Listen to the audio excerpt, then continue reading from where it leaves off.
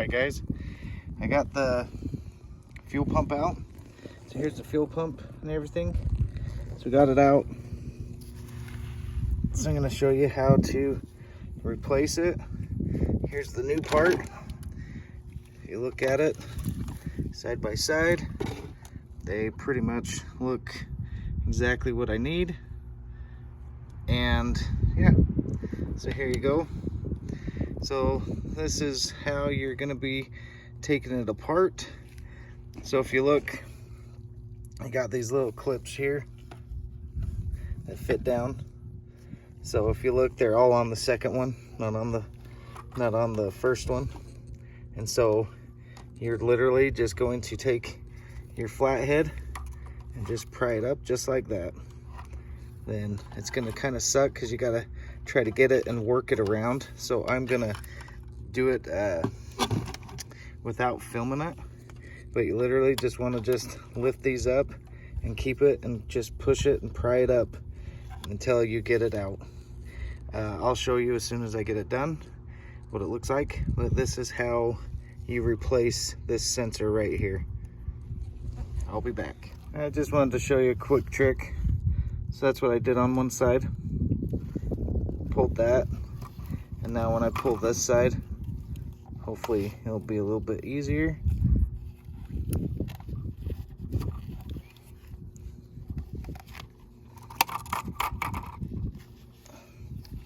So hard to do it with one hand.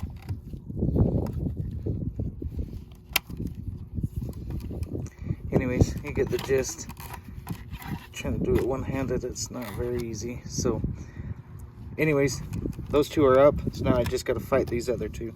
So just wanted to show you that. Now I'm going to put these two up and I'll show you what it looks like.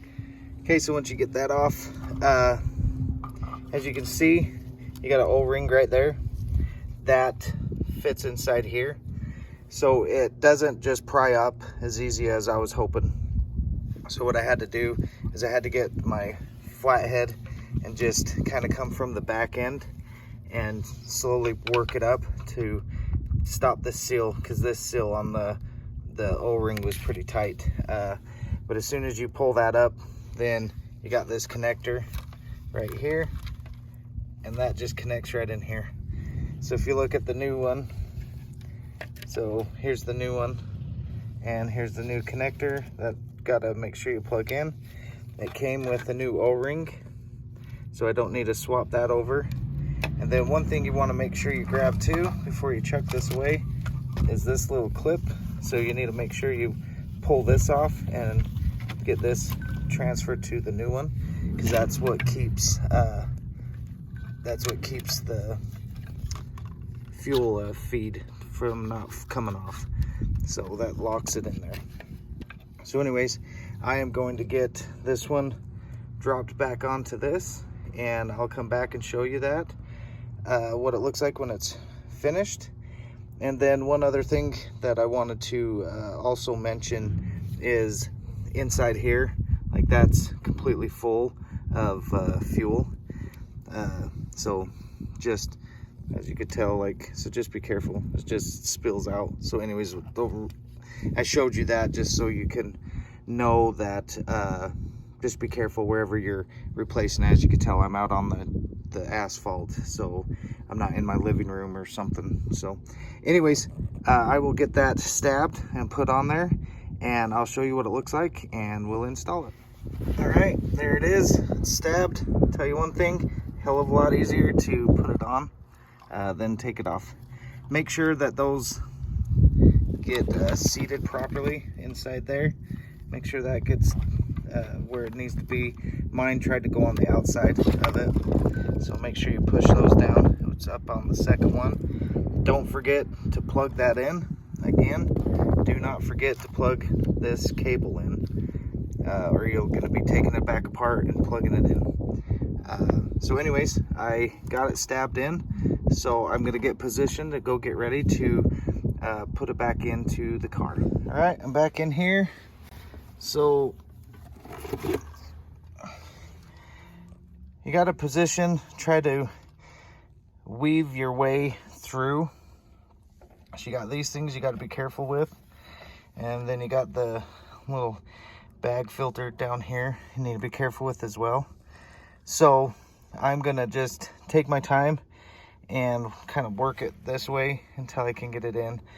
I thought I could do it and film it at the same time, but I see that my little thing, I don't know, let's see if I can push this fuel thing off to the side, see if I can. No, don't want to dump anything in there, but let's see if that will stay out of the way long enough. Then like that. There. Just like that. Get this out of the way. And then there, it's fit in there. Looks like there's a little thing where make sure that you get it flush so it locks in place so you can't really move it, so you know that it's flat and it's positioned perfectly. And you got this little plate here, and you literally just move that out, drop that on, and that fits in perfectly like that. And you have all your 8mm little bolts. So I'm gonna get that all plugged in, and we'll see if it works. I'll be back.